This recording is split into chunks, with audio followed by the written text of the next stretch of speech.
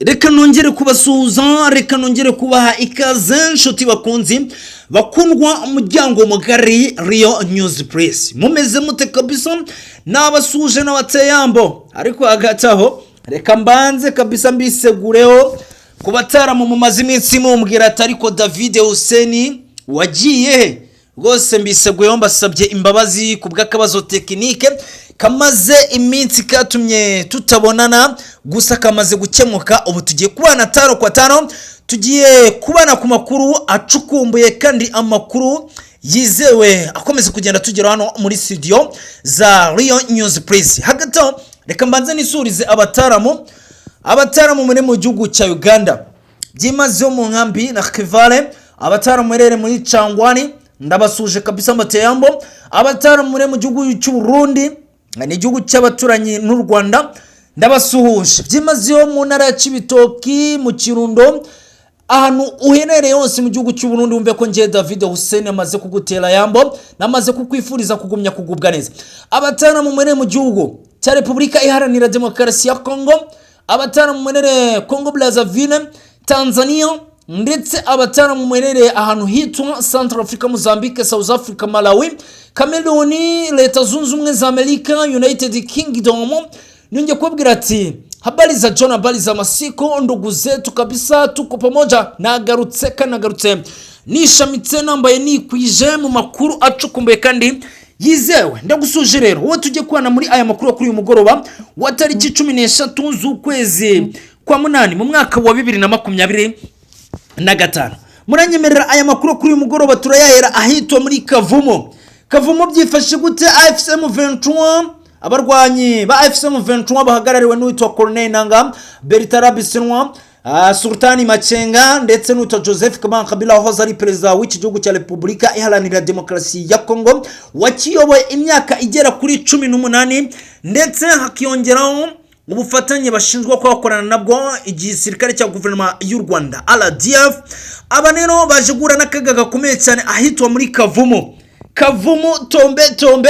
Wazarendo yamaze kwishamika, Wazarendo yamaze kuvuga ati turabirukana muri Kavumo, turabirukana muri Kamanyora, turabirukana mu ntara Kivu Amajyepfo, dufatanyije n'ingabo za FDNB, ingabo z'abashinganahe b'abarundi. Byose rero tujye kugenda tubiva imuzi n'umuzingo. Magingo ndagaruka ku duce Wazarendo VDP ndetse na FDNB bamaze kwigarurira ahitwa muri Kavumo. Muraza kunyima tunyarukire ahitwa muri territoire ya Walungu.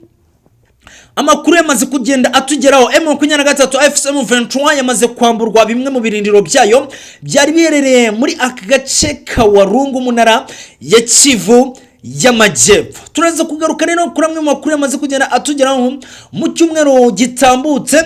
AFC M23 nuko yambuwe bimwe mu birindiro byayo biherereye ahitwa muri Katana, Kabare ndetse n'ibi birindiro biherereye ahitwa muri territoire ya Walungu. Byose rero tujye kugenda tubiva imuzi n'umuzingo n'indani kwa ndani.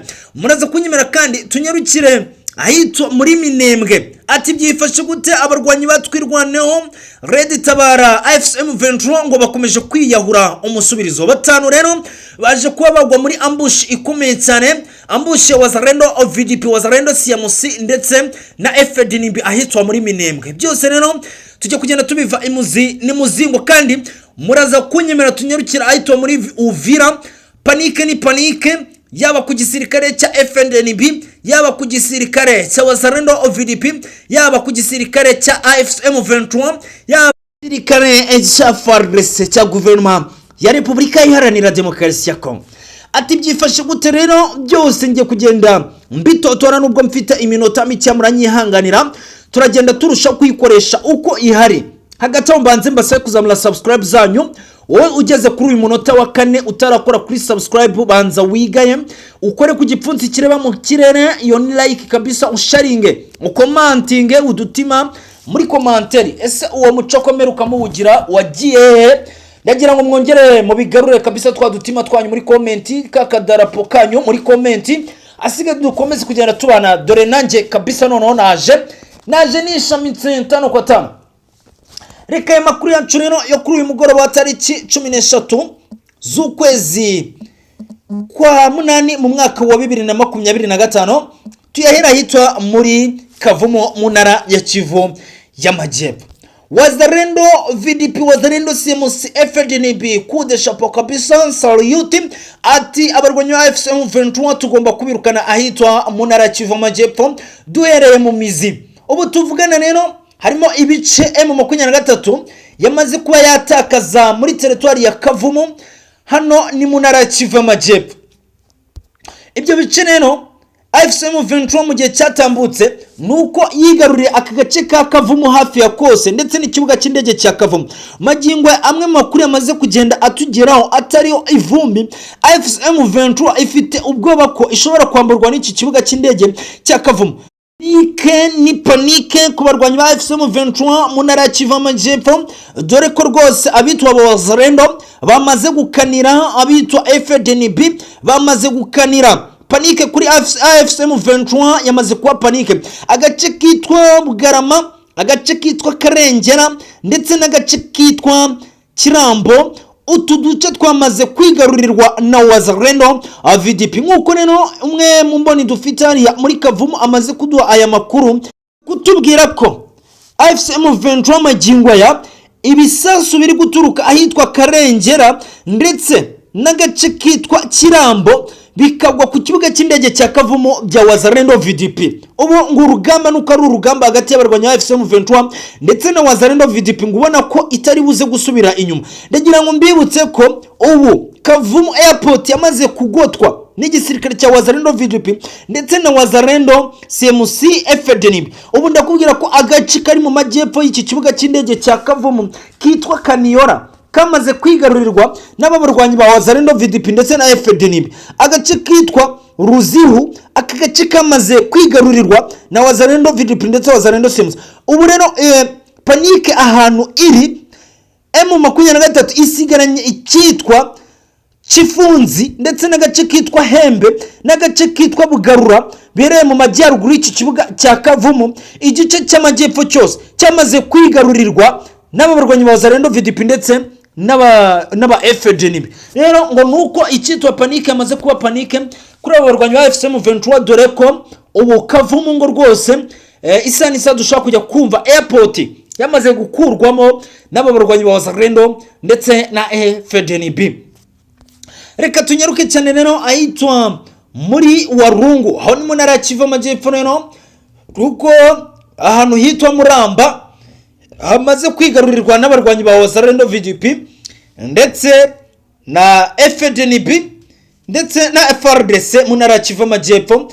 Aha rero ni ahantu hari ibirindiro by'abarwanyi ba AFC M23 Muramba, ni mu ntara ya Kivu Amajyepfo muri territoire ya Walungu. Aka gace kose kakaba kamaze kwigarurirwa na Wazalendo VDP ndetse Wazalendo CMC na FDNB FARDC, igisirikare cya guverinoma ya Repubulika Iharanira ya Demokarasi ya Kongo.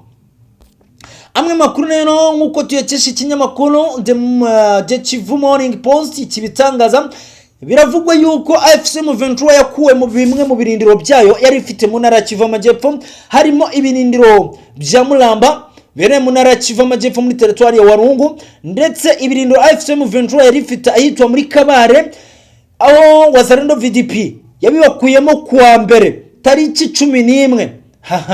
Ni ibintu bikomeye cyane. Ndavuga ko urugamba na ntambara twigize tubona ahitwa muri Goma, na rugamba twigize tubona muri Bukavu, na rugamba twigize tubona mu bice byari byose M23 yahanganiyemo na Wazalendo cyangwa FARDC. Urugamba ubu ndakubwira ko panike yamaze kuba panike ahitwa muri territoire ya UVIRA, yaba ku ruhande rwa AFC M23 ishinjwa kubikorana n'igisirikare cy'u Rwanda, yaba igisirikare cya FDNB baravuga ati turatakaza UVIRA turabasanga ibujumbura, baravuga ati turatakaza UVIRA Redi tabarira hungabanya umutekano, baravuga ati turatakaza UVIRA turatakaza igihugu. Ndakubwira ngubu ndakubwira ko amaze kwinjira batayo z'abasirikare ba FDNB amakamyo agera kuri 12.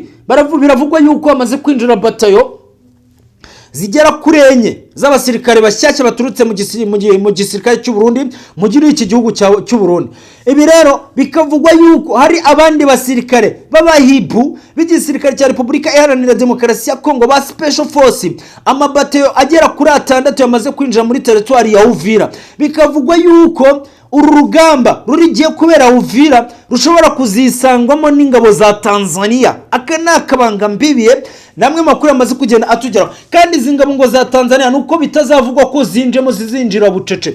Rero ukayitona ko uru rugamba rwo mu ntara ya Kivu Amajyepfo rwamaze kwitabirwa, rwamaze kwitegurwa ku mpande zombi, yaba ku ruhande rwa M23 ishinzwe kubikorana n'igihugu cy'u Rwanda, yaba ku ruhande rwa FDNB, yaba ku ruhande rwa Wazalendo VDP, yaba ku ruhande rwa Wazalendo CMOS. Urabona ko ari urugamba rwamaze kwitabirwa ku mpande zombi.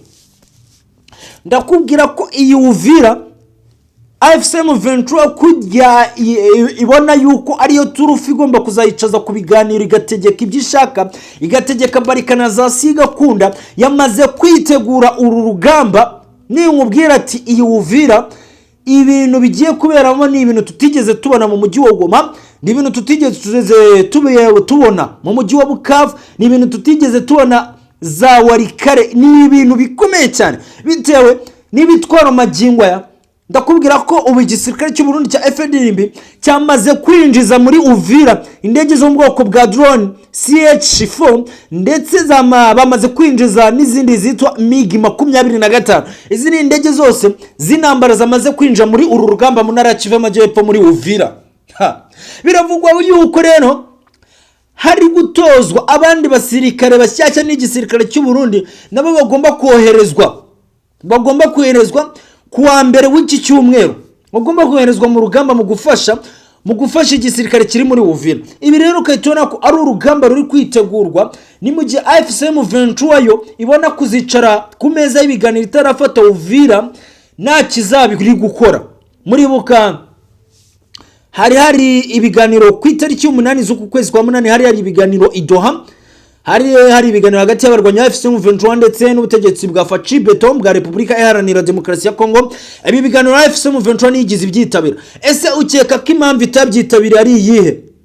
M23 ifite target yuko igomba kugeza tariki 18 ari byo biganiro bigomba kwigirwamo umushinga w'amahoro hagati y'abarwanya M23 n'ubutegetsi bwa Facibeto, hagati y'ubutegetsi bw'igihugu cy'u Rwanda ndetse n'ubutegetsi bwa Facibeto. Tariki 18 z'ukwezi kwa 8 nibwo hazigirwamo byinshi muri aya masezerano ndetse n'ibiganiro bigomba kubahuza. Rero M23 irashaka kugeza izi tariki 18 yamaze ngo gufata Uvira, igategeka ibyo yifuza ku butegetsi bwa Faci.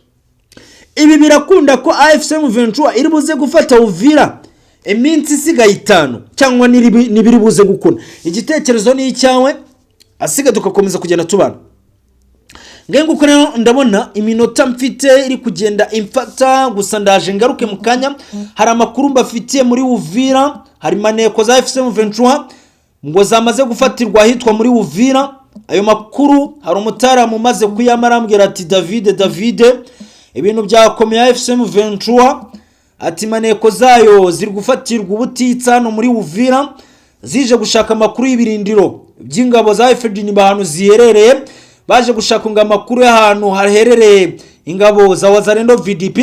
Dore ko rwose ku munsi w'ejo habaye ikintu twakwita ngo ni meeting hagati y'abarwanya M23 ndetse n'abaterankunga bayo ahitwa muri Kamanyora. Iyi meeting rero ngo nta kindi yari kwanzura yuko M23 igomba kugeza tariki 18 ngo yafashe Uvira. Ese ibi biraza gushoboka cyane ibiri buze gushoboka? Turahita dukomereza kuri meeting ingabo za FDNB, ingabo za shingane y'abarundi, in meeting yabereye ahitwa muri Uvira ndetse na Wazalendo VDP na Wazalendo CMC ndetse na FARDC igisirikare cya Repubulika Iharanira Demokarasi ya Kongo. Ni meeting yabaye ku cyumweru, meeting ari kubiyemo ku bufatanye bagomba gufatanya mu guhashya umwanzi M23 ndetse n'uwo bafatanyije, ndetse bakamagana ubufasha bw'abacancuro bahawe na Leta Zunze Ubumwe za Amerika. Iyi nama yakozwe hagati ya FDNB, Wazalendo ndetse na FARDC ngo nicyo yari igamije nayo myanzuro yafatiwe. Ese biraza gushoboka ko FDNB, Wazalendo, FARDC bari buze kwamagana